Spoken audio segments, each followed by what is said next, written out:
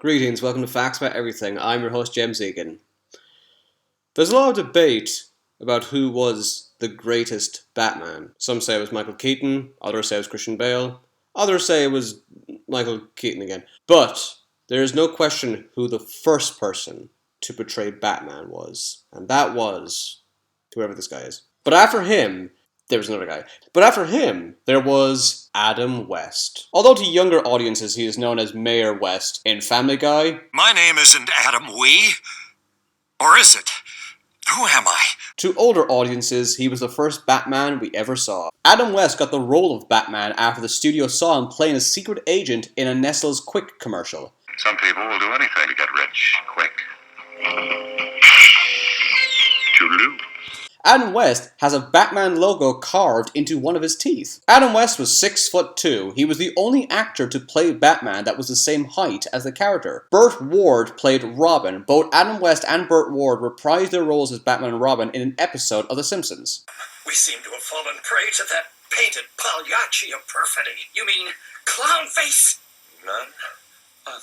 Burt Ward can read 30,000 words per minute with 90% comprehension. He incorporated this into the show. The Riddler was a very small character in the comics until he appeared in the 1960s Batman show. To which you might think, wow, if it wasn't for the show, the Riddler still might be an unknown character. It's actually more important than that. This show became so successful, it revitalized the comics. If the show failed, the Batman comics would have been cancelled. Cesar Romero plays the Joker. He refused to shave off his mustache for the entire show, so they had to paint over it in every episode. However, if you look at his top lip closely, you can clearly see it. Now that I pointed it out, you will never be able to unsee it. Cesar Romero is the tallest actor to play the Joker, standing 6'3". In the comics, the Joker is 6'5". Really? Wow, he's really tall. In one episode, the Joker wears a sad white and blue clown mask.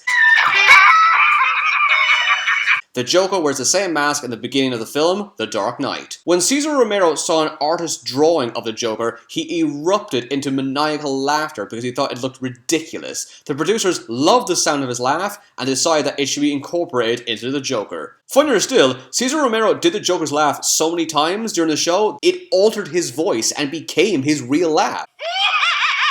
Renowned actor Spencer Tracy was offered the role of the Penguin. He said he would only play the part if he could kill Batman. The role went to Burgess Meredith, which most people know as Mickey in the Rocky series. 84 different words were used for the fight scene sound effects like bam, wham, kapow, bort, mint. Oh wait, those are Simpsons. When the show was screen tested, it had the lowest ratings in the history of the studio. The only reason it aired was because the studio had already invested so much money in it. When the show was cancelled, the crew started to demolish the set. However, they then found out that the show was actually picked up for another season. Since the crew had already demolished the Batcave, the show continued to be cancelled. Robin famously says, "Holy something" in every episode. Some examples include, "Holy alphabet," "Holy pincushions," "Holy polar ice sheet," "Holy purple cannibals," what? And "Holy heart failure." By the way, if you want more holies, you can look at every single holy Robin ever did on Wikipedia. That's right, it actually has its own Wikipedia page. As it should. Two-Face was supposed to be in the show, but the studio thought he was too scary looking. If he was put in the show, he would have been played by Clint Eastwood. Vincent Price plays Egghead. Egghead was not from the comics and was made up from the show. His character revolves around two things: eggs and egg puns. My good fellow, let me explain. Catwoman is played by 3 different actresses. The only true Catwoman is Julie Newmar, Lee Merriweather, or Eartha Kitt. Weirdly, they're all connected to kitties in some way. She was mainly played by Julie Newmar. She reprised the role over 40 years later in the 2016 animated film Batman: Return of the Caped Crusaders. This cat's ready to walk on the wild side again. She also played a cat-themed character, Kitty, in the 1994 film Oblivion. Catwoman was also played by Eartha Kitt, which sounds like Kitty, in 5 episodes. She is the first black person to play a significant comic book character in live action. The TV show had a spin-off, simply called Batman the Movie, where Catwoman was played by Lee Merriweather. She also appeared in a 2016 short called Kitty. Years later, Burt Ward wrote a biography about his time on the show. He talks about how women used to throw themselves at him and he badmouths Adam West a lot. He later admitted that none of this was true, and he just wrote it because his publisher pressurized him in order to sell more copies. When Adam West was asked about, he had no resentment to Burt Ward and said that he was probably just doing it for the money. Burgess Meredith Waddles as the Penguin. This was not intentional. He walks like this because he found it very uncomfortable wearing his fat suit. Frank Sinatra and Cary Grant desperately wanted to be a part of the show. The 1992 show, Batman the Animated Series, did a tribute to Adam West. West plays an actor who was known for playing a superhero called the Grey Ghost, after which he struggled to find work due to being typecast. In the show, he meets his biggest fan, Bruce Wayne. I used to watch you with my father. The Grey Ghost was my hero. So it wasn't all for nothing.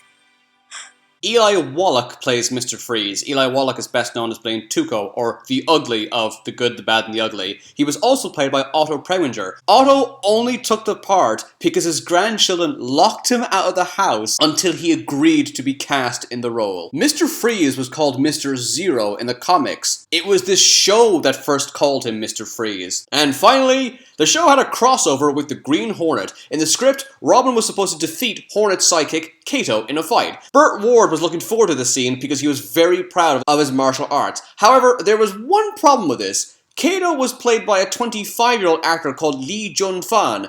That name doesn't probably ring a bell, but you probably have heard of his actor name, Bruce Lee, also known as the greatest fighter ever. There was no way Lee was going to lose a fight to Batman's kid sidekick. However, the producers couldn't have Robin lose since Batman was far more popular than Green Hornet. When Burt Ward learned this, he was so scared he didn't even want to be in the same room as Bruce Lee. In the end, the producers decided to end the fight in a draw.